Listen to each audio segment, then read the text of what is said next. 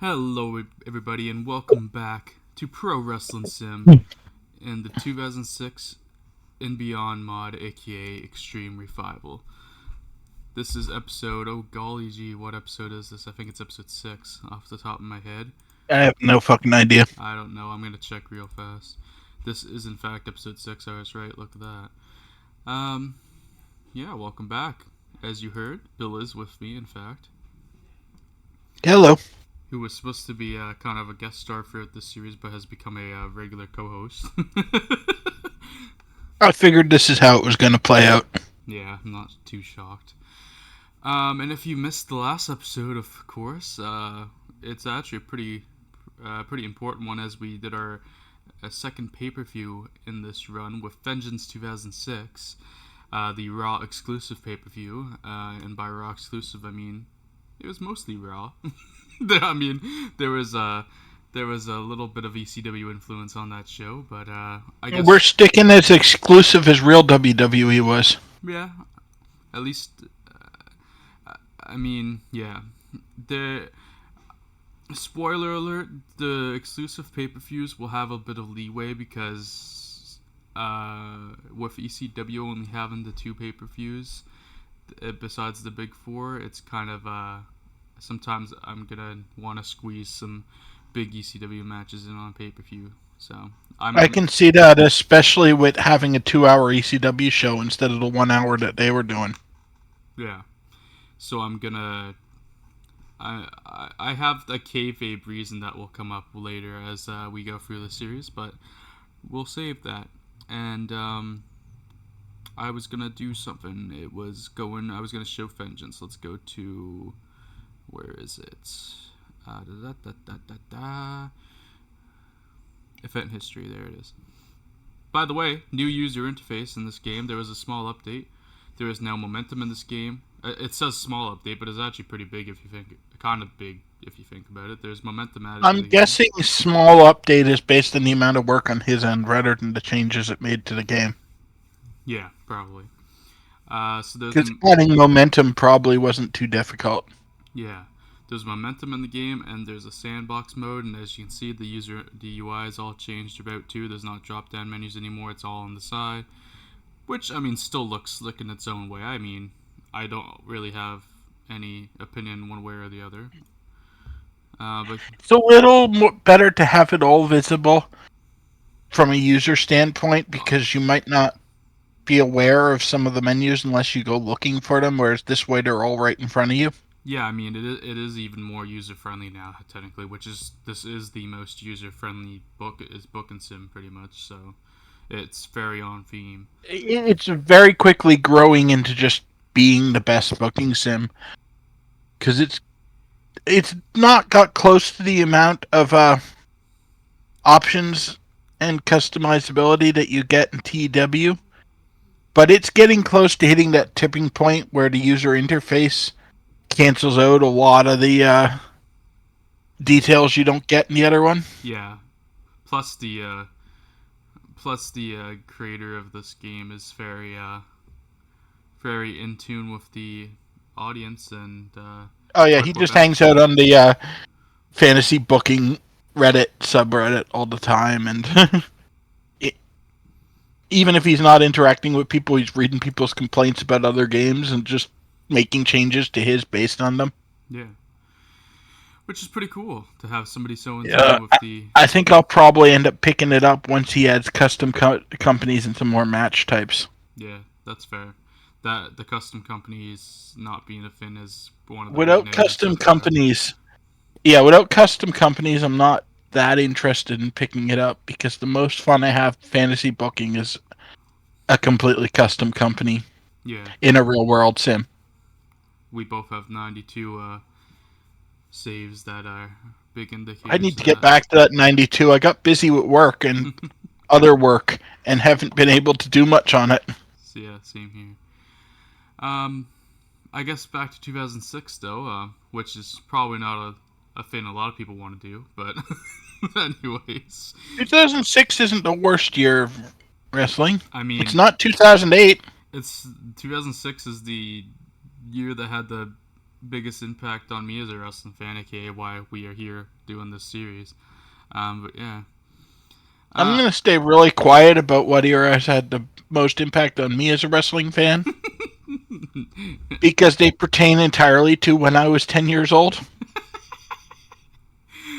Oh, shit. And not anything reflecting the quality of the time. Yeah.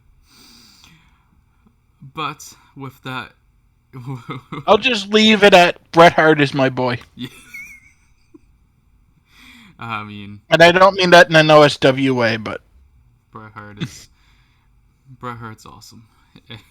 And he was a highlight in Who Killed WCW the first 2 episodes, which is a fun series that I stand by my prediction that I made in our group chat of him blaming the entire thing on Bill Goldberg. Oh shit. But yeah, good times. So, Vengeance 2006 in my world, we kicked off with an Intercontinental Championship match. Shelton Benjamin didn't know his opponent and ended up being his former partner and very close friend Charlie Haas, which underdelivered, especially for the opener on a pay-per-view, but it is what it is. Charlie Haas. I'm really grumpy about how that played out. Charlie Haas not looking I thought so that was going to be good. Charlie Haas couldn't... doesn't have the stamina for the Steal the Show, I think, was the issue with that. Or it might not even been that I hit Steal the Show. It might have just been I was trying to get too long a match out of them, too. Or a combo. Who knows? And then we had a segment with Randy Orton calling out any legend in the back, which led into Randy Orton versus Ric Flair, which he, in fact, did win the matchup. As I'm reestablishing Randy Orton as the legend killer. And after the match, Randy kept up with his shenanigans, beating up on old Flair. And Ricky Steamboat came out to make the save. So that was setting up some future shenanigans, I'm sure, here.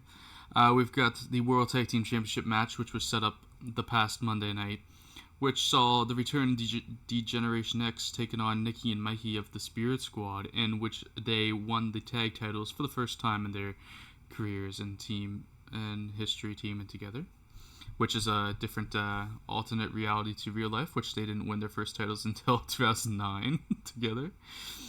But yeah. And then we got a backstage segment where DX revealed their plans to hold a celebration tomorrow night on Raw. So I'm sure we'll see that in this episode. It would have been funny if I just... it would have been funny if I booked that on the pay-per-view and just didn't do it on this next Raw. And I think they had a little interaction with Bret Hart during that as well. We got Kane versus Imposter Kane in a actually surprisingly good matchup, really, which Imposter Kane stole the win after throwing Kane into the exposed turnbuckle, leading into a chokeslam or tombstone or something, but he used the exposed turnbuckle. Mainly used because Kane was very upset with me for booking Imposter Kane to win. I wonder why. Then we get into our ECW portion of the Raw exclusive pay-per-view, which saw a TV title quarterfinal matchup take place with Mick Foley facing off against good old Mikey Whipwreck, which was set up on the past Tuesday's ECW, with Mick Foley cutting quite the promo on good old Mikey. Mick did win, making Mikey pass it with his mandible claw, and then Tommy Dreamer returned to the fold and attacked Mick Foley after the matchup. As we know, Tommy Dreamer is also in the TV title tournament. Or, well, it became apparent during that segment, at the very least. Women's Championship matchup, Mickie James beat Ashley Massaro. We knew Mickie was going to defend her title on the show. Finn's been building where Stacy Keibler on SmackDown has been kind of stating she wants to... not to steal anybody's gimmicks, but pretty much she wants to finish her story and become women's champion.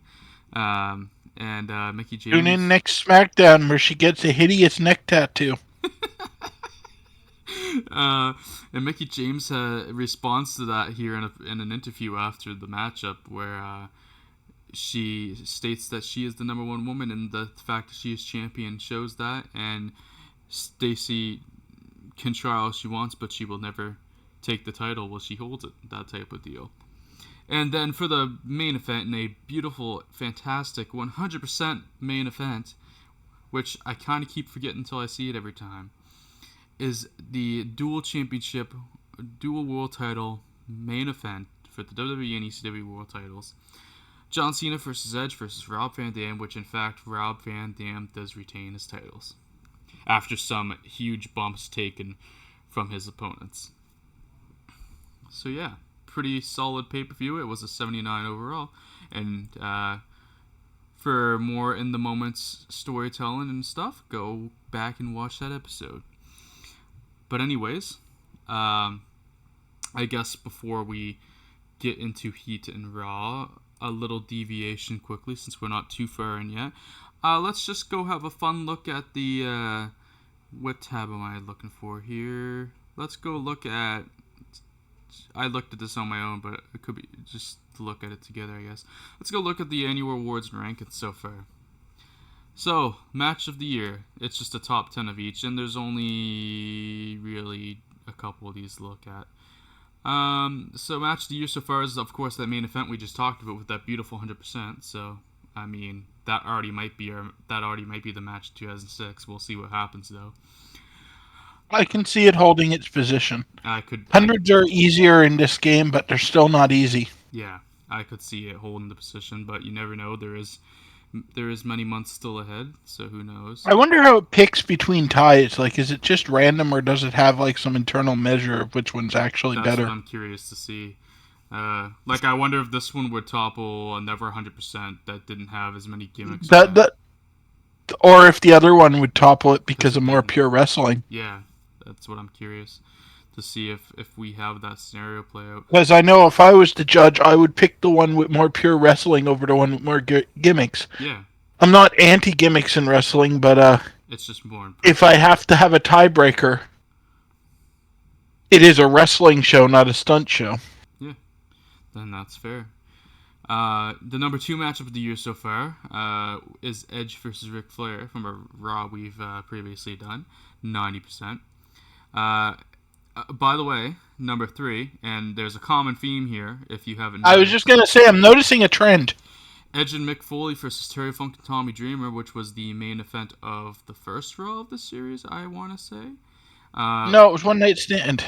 Oh, this is one. Oh, sorry. Yeah, this is One Night Stand. I'm thinking of a match that's later in this list. This is the One Night Stand match. Yeah. Whatever you do, since he's killing it so much, don't put him in a steel cage. He'll jump off it, and then you'll lose him for a year. Yeah, I don't need to lose Edge. I think if we can't, as you'll see, we can't see the wrestlers of the year yet because not enough time has taken place. But I feel like we have an idea. It's probably going to be Edge. I think we have an idea of who might be up there on that list.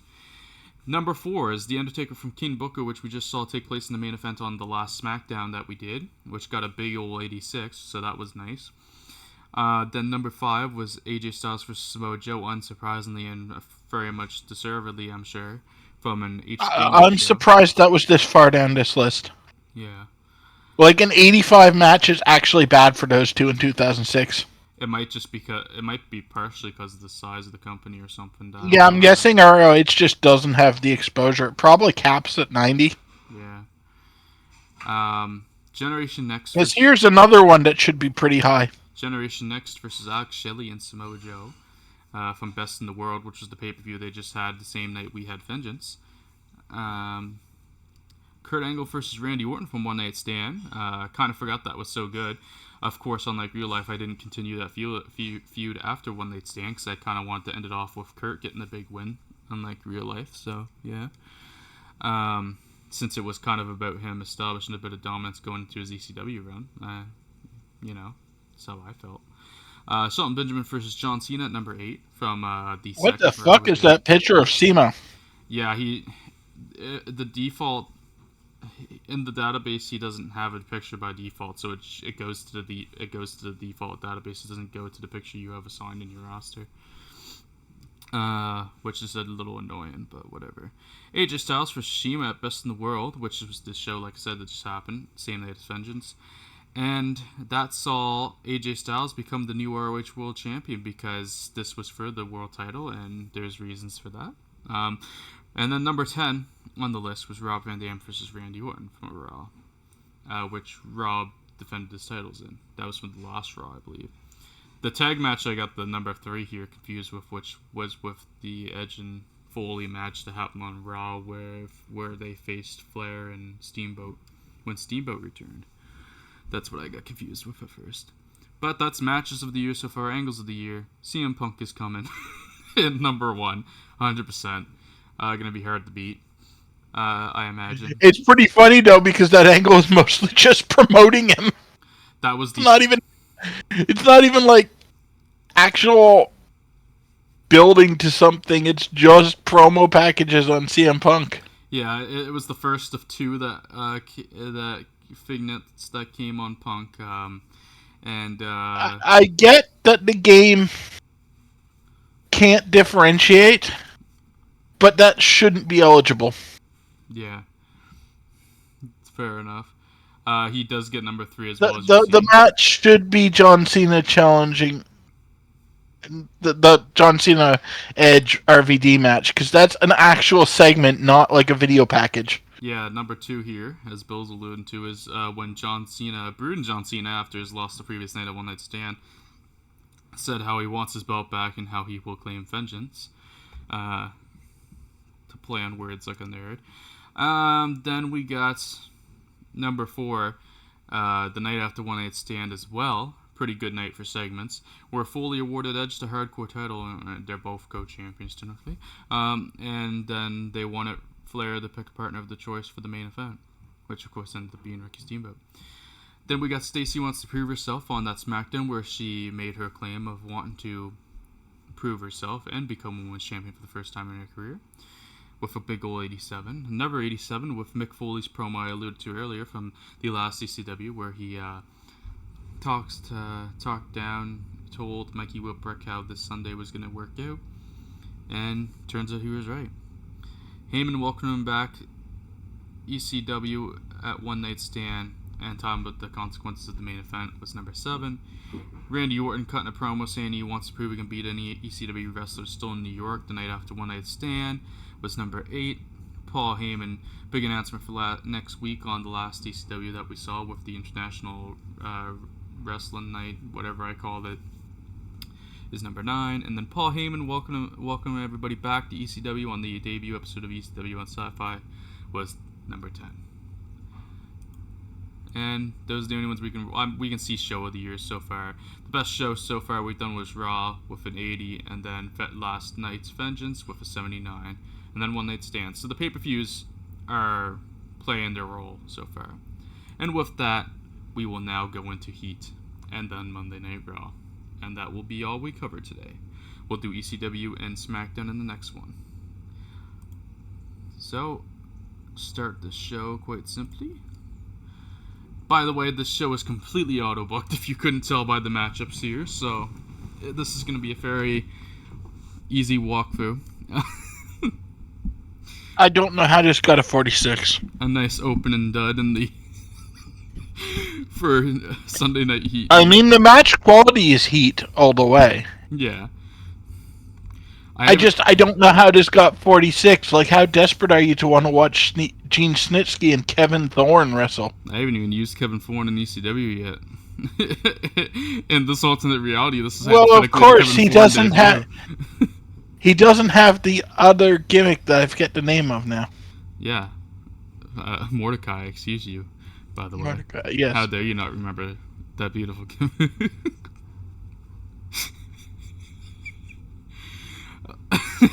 I'm watching NWA TNA. My brain can only retain so much crap.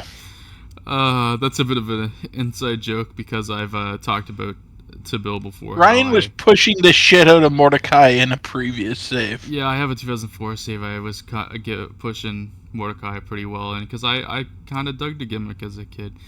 The idea was good. The execution was terrible, but it was supposed to be Undertaker but light, pretty much. But whatever. You see, mistake number 1 was using Kevin Furtick. Well, I mean, sure, but I mean, it's in the era of John Laurinaitis They couldn't is even get. talented. They couldn't even get Brian Lee for it. Shit. I mean, come on. He was stuck as like Killdozer Brian Lee in NWA TNA. Yeah, I think that's after Brian Lee and Taker weren't friends anymore because Brian Lee fucked his wife or something like that. I don't know, but yeah. Apparently that's a thing that happened. I learned about that recently. That's probably why the Sarah tattoo disappeared. Yeah. Apparently he thought that friends share everything, so. Must have been talking to Hogan and Cornette about that. But anyways, the second matchup on Heat is, I'm sure, a Louisville Classic here, one might say, as we get Danny Doran versus Eugene. Danny Doran doesn't have a picture. There's just no picture for him in the database, so it is what it is. Danny Doran doesn't have good stamina in 2006, I guess, but still a better matchup than the previous, so we're looking good. By the way, Kevin Thorne did win that first matchup, and Eugene won this one. And in case you're confused, Gene Snitsky didn't lose that first match. Everyone watching the show did. And then for the main event of Sunday Night Heat, and what a main event it is. A 16-minute matchup between Shannon Moore and Simon Dean. Simon Dean going over. Jeff Hardy's stoner friend can't even win here. Can't even beat Simon Dean. Yeah, you know, I let this one be auto booked. It's not a show to be proud of. It's a Sunday Night Heat, and the overall show got a 49%. I mean, it did pretty much exactly what Sunday Night Heat is supposed to do. Yeah. Nothing there seems out of place for a real Heat. Fair. Yeah, that's true. Heat will... Except for the amount of cross-brand matchups. Yeah. Well, I don't have... Flossie's already dead in the save, so I just use Heat as a, superstars type thing. Oh, yeah, no, it's fine. I'm just saying the only difference between this and a real Heat would be that in a real Heat, they wouldn't book cross-brand matchups. Yeah. They tried to sell us that we wanted to see Shannon Moore versus Simon Dean on the pay-per-view. Because they're on different brands. When else are you going to see them fight? Yeah. So that was Heat. The Heat will fluctuate between being partially auto-booked and my own little pet projects and little test things going on. So I guess if you like that, then be prepared. And I need to start the show before you get spoiled too much.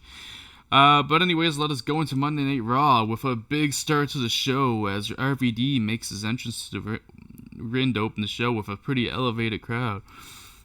He's still the double world champion after Vengeance last night. RVD brings a microphone to his mouth to speak, but is interrupted by none other than Mick Foley. Mick goes on to say how, RVD, I can't do it.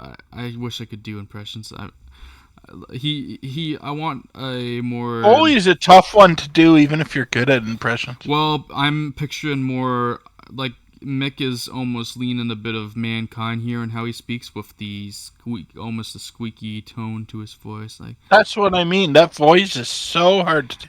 He did that even as Cactus Jack. I think the only time he didn't do it was that Dude Love. Yeah. So a bit of Cactus Jack Mankind to him tonight with that squeaky voice. RVD gets his tone down. You hurt my friends Edge and Lita, and for that tonight I want my own vengeance. I don't want you to rely...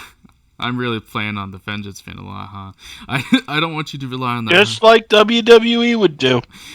They would make every promo building up to that use the word vengeance. True. I don't want you to rely on that hardcore nonsense either, so I've requested it to be a regular one-on-one.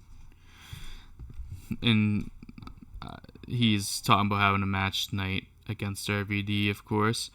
Mick Foley goes on to say that he asked to favor his old friends, the McMahon family, which gets huge boos from the crowd, of course, for a title match tonight in the main event. Shane and Stephanie come out to not only confirm Mick's words, but they reveal the match is in fact on for tonight. Mick Foley starts berating RVD once they're alone in the ring once more. RVD, I know you want to be like old Mick Foley, a hardcore icon.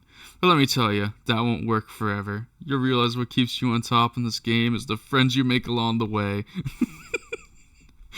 And not caring what these fickle fans think. Tonight I prove you're running on luck when I take those titles. I'll make Edge proud as I hold this hardcore title, take your titles, then go on to become the ECW television champion as well. What a hell of a run that would be if you could do so. Of course, all those titles are way too much responsibility, so I'll keep the ones that matter. The WWE and Hardcore Championships.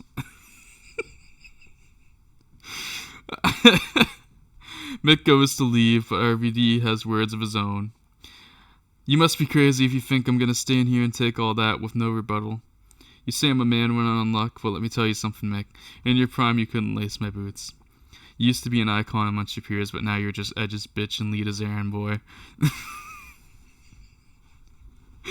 You've made a big fan of getting a match with me tonight when all you had to do was ask, and I don't need gimmicks to kick your ass. I may bleed ECW first, but I'll remind you and everybody tonight why I used to be called Mr. Monday Night.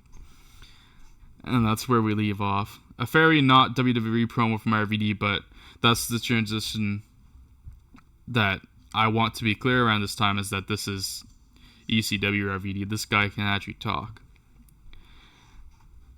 Which he proves, not letting Foley just walk because over. if it was a WWE promo, he'd just be like, whatever, man. Whatever, dude.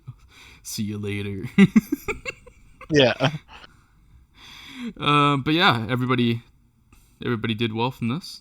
You can see all the different points of the segment that happened. RVD got the entrance. Mick came out, cut a promo.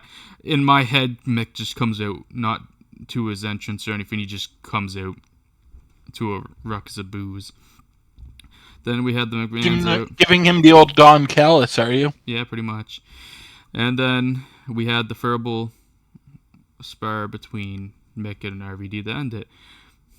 RVD had... I love how McMahon show up and the rating immediately drops. I mean, not by a ton, but yes, it did drop a little bit. It is notably the worst part of the segment. Yeah. But, I mean, to be fair, I also did select it as just like a matchmaking portion, too. I didn't even really have it as a natural promo, so I'm actually shocked it did that well, to be honest. Next up, I just realized you're spoiled with something going on if you look at the side, but just ignore it, you know. Next up, Shelton Benjamin makes his entrance. Still the IC champion after good old vengeance, of course. And he's celebrating that win from the previous night. I guess nobody cares about Shelton's entrance, I guess. But then Bret Hart comes out. He says on Raw he wants fighting champions. And he's already gotten approved that he's already talked with the McMahons. They've all approved that why not have a great IC title match tonight. And when they think of great opponents, somebody who could be in this role for the IC title, why not bring somebody excited back to the brand of Monday Night Raw? And Bret Hart announces that Shelton's opponent for right now tonight is Jeff Hardy. And not only that, but it's going to be a ladder match, a match type close to his heart. And we get Jeff Hardy versus Shelton Benjamin in a ladder match for the IC title just all of a sudden made. Jeff gets a spectacular entrance for his return here. And Jeff Hardy does become the new WWE Intercontinental Champion. It hurt Shelton a bit, but I think this is for the good of Monday Nights right now. Definitely for the good of Jeff Hardy, of course. Jeff Hardy is back in the company, which was already spoiled anyway because of the drug test, so you guys all knew it was coming. I decided I wanted to have... When Jeff returned in 2006, it was a big moment of... He felt like a big deal because he immediately came face-to-face with Edge, who was now a main eventer, and almost beats him on the same night. So I was recreating that type of deal, except, of course, this time he actually wins a title on his return, which is even more huge. So Jeff Hardy is now the Intercontinental Champion. This wasn't always my plan, because I actually was going to keep Shelton as champion for longer, but then thinking of ways to bring Jeff in, this felt pretty appropriate. Yeah. And it let me... And it somewhat protects Shelton, too, because a ladder match is very much not his forte. Exactly. It's, I mean, both these guys are great in ladder match. Well, I mean, Jeff doesn't win many of them either. Jeff's never won a No, TLC but Jeff is presented as a ladder match specialist, whereas Shelton is presented as a mat wrestler. Especially at this point, Shelton would only have been in the 2 Money in the Bank matches so far, so it's like... Yeah, I mean, he kills himself to make a good ladder match, but in kayfabe, he's not supposed to be good at them. Yeah. And, I did have a huge spot in this match, as you can see by the notes as well. So, a really good matchup. 3.5 stars, 84. This was my This was also perfect to let me have a really good match in this show because, as you'll see coming up, there's some matches on here that are a bit questionable. But yeah, speaking of, I think might have wanted to stick this in the main event. I think the main event will do okay. I think what the most questionable is possibly next. Yep, there it is. As we get Imposter Kane versus Viscera. Fuck you. Ignore that picture, by the way. That's just a necessity because there's no Imposter Kane picture. But anyways, Imposter Kane goes over clean against Viscera here on Monday Night Raw. Big ol' 52% final score. Half-star rated match. It wasn't a dud, so take that. A big pop for Imposter Kane. Viscera is a big loss on pop, and he's probably pissed off at me now because he was mad that I booked this match, but I told him to screw off. Imposter Kane making everybody mad. Luke Gallows is gonna be your fucking Mordecai. I'm gonna stop coming to these for a little while, and I'm gonna come back and he's like world heavyweight champion.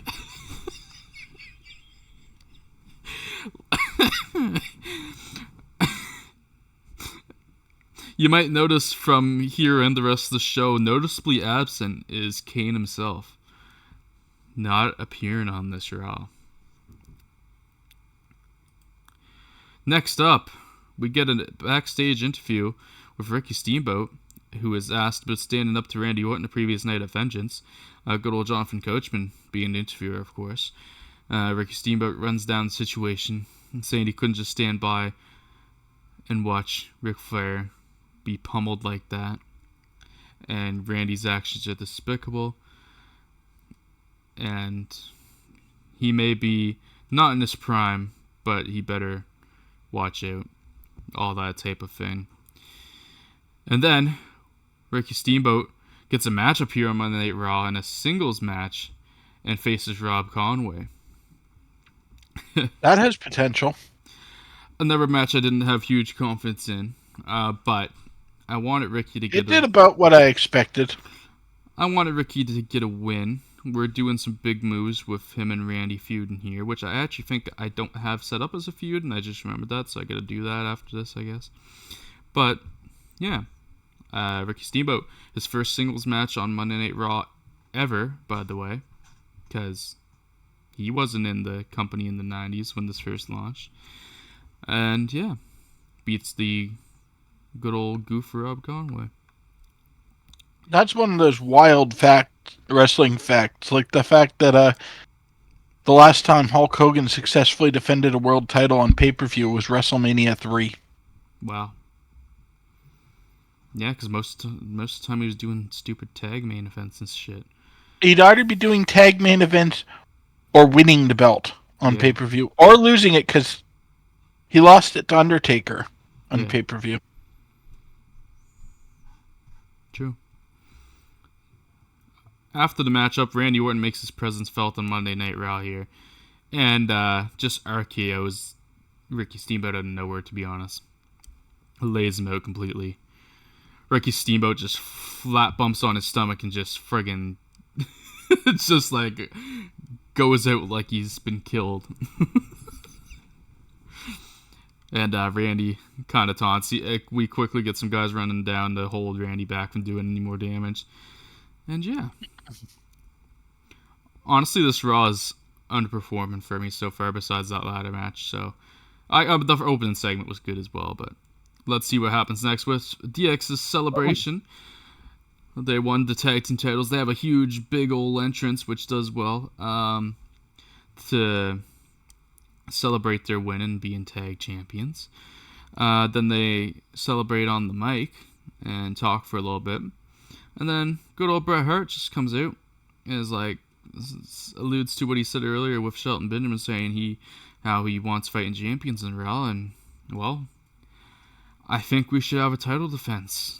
And sets up a match where DX are going to defend their titles here right away. Which they look a little bit annoyed by, and it's like we can't even have a night off type deal. And Bret Hart announces that their opponents for the night will be the Bashams, and he on the side reveals that he made an official trade with SmackDown after SmackDown under everybody's noses got William Regal there on their show, who was a Raw superstar before this.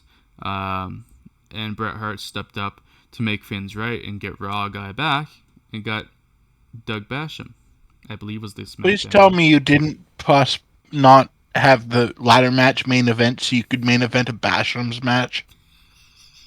No. So the Bashams are reunited here on Monday Night Raw. Good segment here. And we get the tag title matchup as Triple H and Shawn Michaels, the Generation X, defend their titles against the Bashams. I mean, not a great return for the Bashams losing their first match back, but they're losing against the top team. I mean, let's be honest, the Bashams are probably going to lose a lot. Yeah, I mean, to be honest, my tag divisions are a little weak, so I gotta fix them. Even in the weak 2006 SmackDown tag division, I think the Bashams were jobbers. This is that weird era where the Bashams were split apart on different shows because Danny was on Raw and Doug was on SmackDown. I think is how it went. Yeah. They tried to push the single guys. They did that with everybody. They're so boring. They did that with everybody around this time. This is when Eminem... Yeah, no, because Vince hates tag teams. This is when Eminem was broken up. They're still on different shows, even in my world. The Bashams were broken up. I think there's another team that was. Hell, even when they brought Jeff back, they didn't bring the Hardys back together right away. It was not until the end of the year. Yeah, but at least like the Hardys and Eminem, you've got singles potential there. Yeah. Very true. And for the only thing the Bashams have going for them is that they're close to twins. Yeah. And then next up, shout out to Bill for the idea, as we get Mickie James defeated by Todd Grisham about Stacy Keibler. Mickie just, like I said last night type deal, before saying some scathing words, but pretty quickly being interrupted by the infading Stacy Keibler. She's not a Monday Night Raw superstar, but she's here tonight, and she's taking it to Mickie James. But they get some vicious blows in on each other before some agents backstage come and make sure they're pulled apart. I think it's wild that you can actually put the agents into the match to boost the rating. Yeah, well, there's the pull apart. You can use a pull apart, and like the people you use to pull apart, the backstage staff aren't actually rated themselves. Yeah, no, but it's just wild that they actually count towards the match. Like, you get them in the graphic and stuff, because I mostly play TEW. Yeah. And in that, you can book a pull-apart brawl, but you still only get the 2 participants. Like, if I book this, I just get Mickie, Stacy, and Todd. Yeah. And all the agents wouldn't even show up, so it's wild that they actually show up as, like, involved in the match. Yeah. I like it. Yeah, it's cool that they actually show up, because you do get a little bit of a pop when you see like an old star you used to like as one of the agents. Yeah. This is the late 80s, early 90s all-star team of agents right there. Well, All-Star and Hacksaw.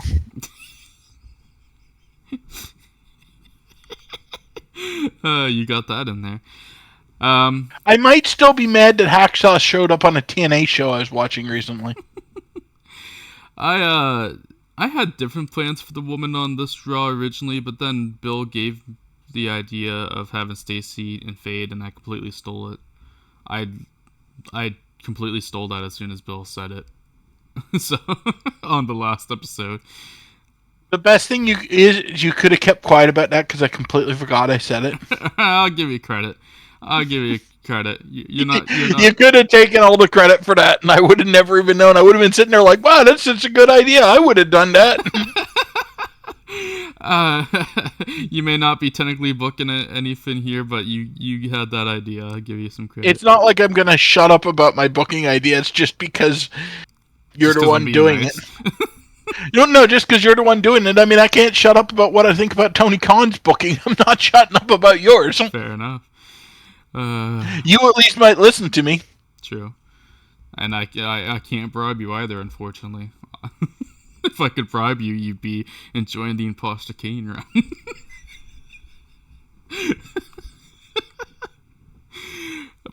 Bitch, you better be giving Steve Corino the WWE title if you want me to enjoy that. Anyways, let's move on to the main event, which we set up in the opening segment, of course, which is RVD defending his 2 world titles against none other than Mick Foley. He's not a hardcore icon anymore. He's just the best friend you could ever want. And oof, ouchie. A negative 1-star match. I guess I should have been more worried about this, apparently. You had Foley go 17 minutes without props to act as a crutch. Yeah, I guess I was expecting too much of Rob to carry this, but oh well. At least I had Pat Patterson here, the agent, so it was helped a little bit. It helped a little bit with a negative 1-star match. Rob really benefited from this still. Made to look like a threat. Fantastic. And the crowd grew increasingly bored. Nice.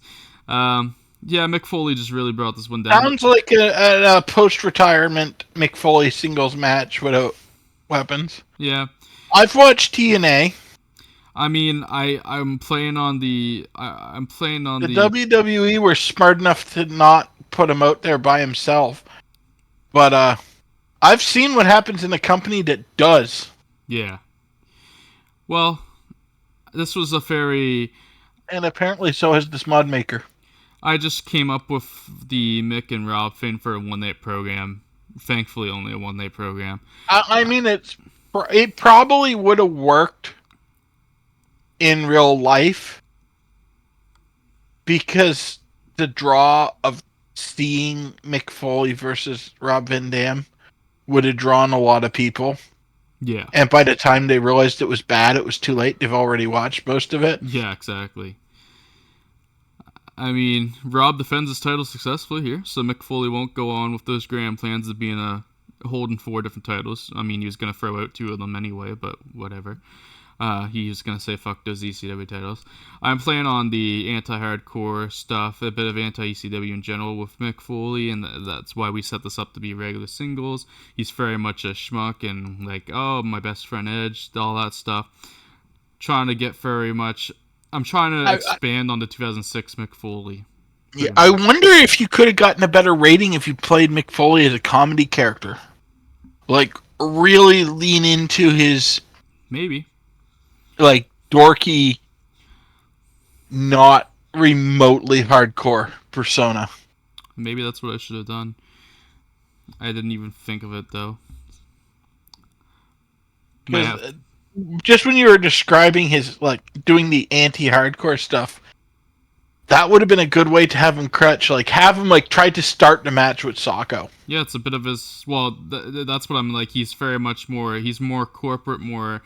This is sports entertainment. Here's Socko. Yeah. and there's a bit of that original ECW run in him where the hardcore hasn't gotten me anywhere type Yeah, thing. I'm thinking almost like in the ring having like learning tree mannerisms, like the goofy wave and the smile, exaggerated smiling at the Goofy camera, way. What? and being more interested in hamming it up with the crowd than actually wrestling the match and I, stuff. no, don't want to take Eugene's gimmick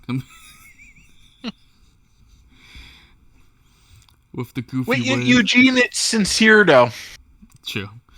Like that's the difference. It would be obvious, and Mick is good enough to do this. It would be obvious that he wasn't sincere with any of it. Yeah.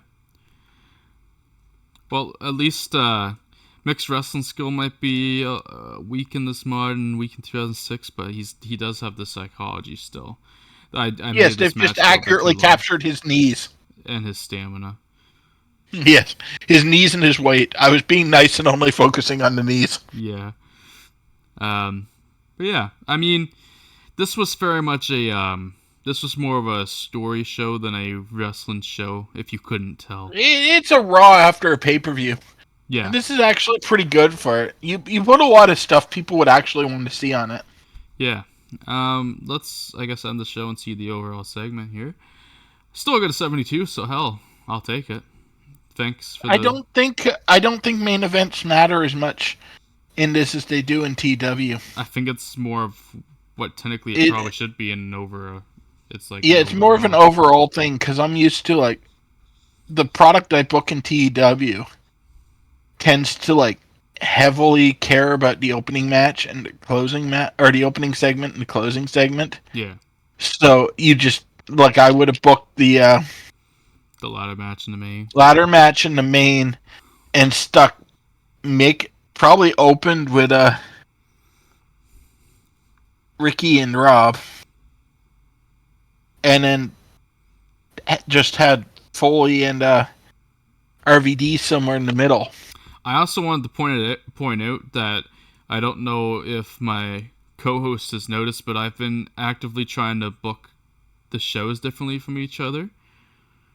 Yeah. Because normally I have a very like match segment type of booking, but I've been actively trying to book the shows differently, like Raw. Yeah, Raw's the more sports Raw. Entertainment show. Segment, then we got a couple matches, segment. That was the most on brand for me part, but then we got, like, yeah, it became a little more formulaic like at the end, but trying to lean heavy. The type of stuff you're booking is way more Raw, too. Like, it feels like Raw. Well, and I want to feel like Raw. You have a gimmick match.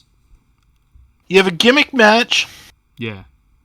A story-focused main event where the wrestling is secondary. A bunch of random people that no one cares about in a match.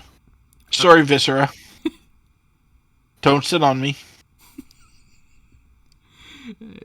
A ladder match. And, like, really long segments. A random ladder match is for 2006 and 2002 Raw. Yeah. And I do like that you closed with the world title. Well, and to go in on this feeling for Raw too, like the first 20 minutes was all segments. That's what I'm saying. Like very long segment to open the show, which is very Raw. And that's something I struggle with booking. So now that I've said that, people might notice a bit more how I try to capture the feel of each show a little differently. That's why. That's what makes this save interesting. That's why I'm trying to do that in our co-op. Between Dynamite and Collision run where I'm trying to make Dynamite like the more sports like WWE style show, and Collision the more like Southern wrestling style show. Yeah. I mean, there will be match overlaps. I'll have the Bucks appear on Collision and stuff, but they'll tone down the flipping and super kicks on Collision. And I tried to capture that feeling with the way I book it. Makes sense. Well, that's why, like, on SmackDown, so far, I normally open the show. Most of the time, I'll probably open the show with a match, because I like that to be more of the work rate show, more like a SmackDown 6 era SmackDown. But then also, it might deviate depending on circumstances for each of these shows. And that's something I want to I actually probably should on my own time try to book a WWE save at some point to get myself more comfortable with opening shows with segments. Because I tend to want to open the show with a match. Yeah. Because that's what would make me watch, is open with a match and then do the segments once I'm hooked. But getting myself comfortable with the more sports entertainment style booking where you open with like promos and stuff would make me a better booker overall. I find it definitely depends on what I'm booking, because there's been past runs where I would have the reruns and it's very much okay, I'm opening with a segment, but then like my 92 run, I've been trying to do a more sports based promotion, so I open with a match and then do my segments later. Yeah. Well, with my 92, I pretty much have to open with a match because I'm just on like local cable. Yeah. Like no one's gonna sit and watch it when there's like a 20-minute segment to start off the show. Yeah. Believe it or not. Plus,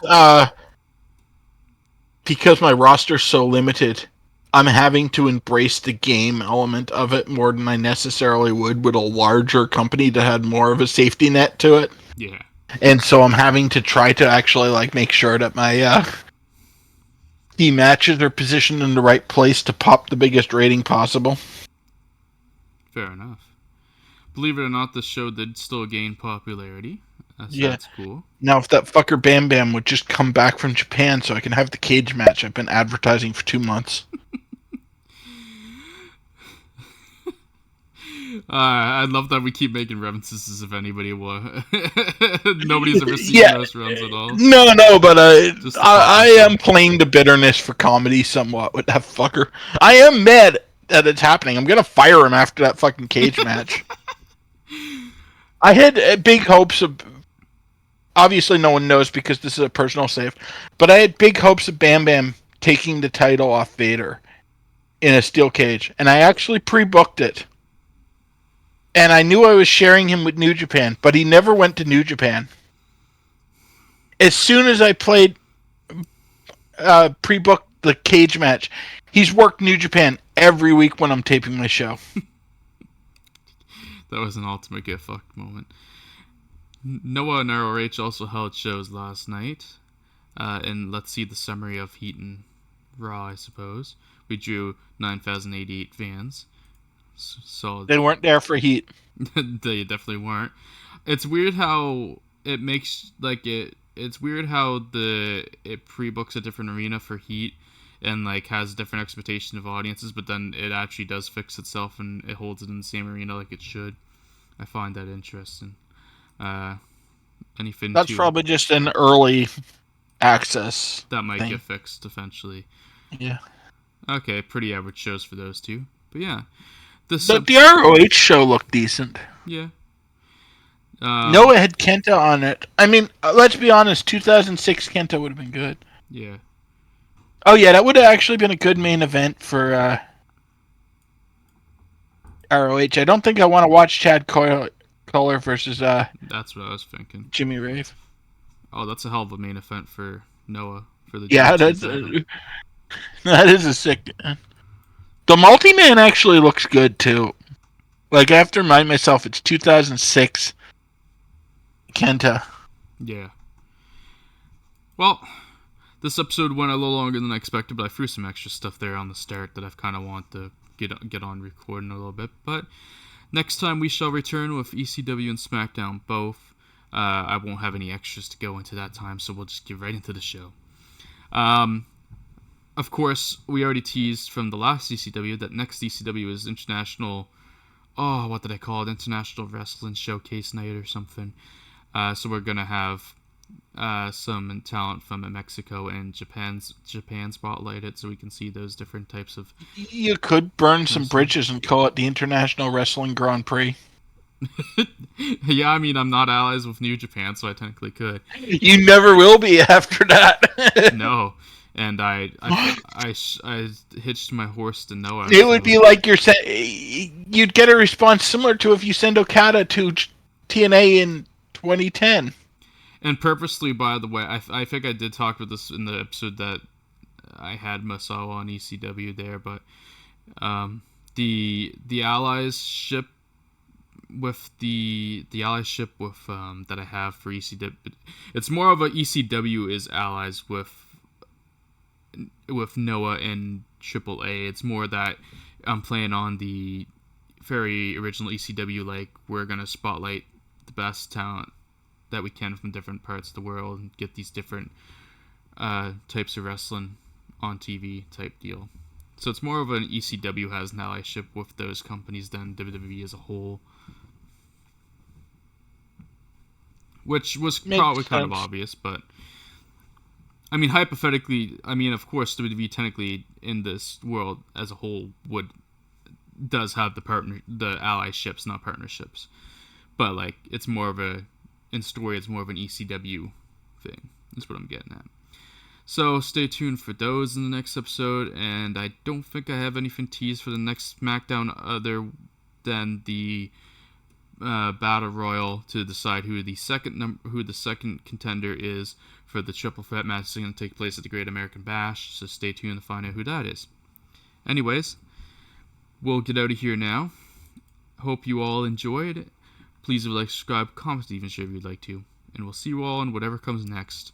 I assume probably the next episode of the podcast. If you haven't watched the last episode of the podcast, me and Bill had a pretty good time and talked about some very good comics, so go check that out. And we got sidetracked for like 20 minutes with Iron Man comedy. That was fun. Anyways, we'll see you on the next one, and peace out. Have a good one, everyone.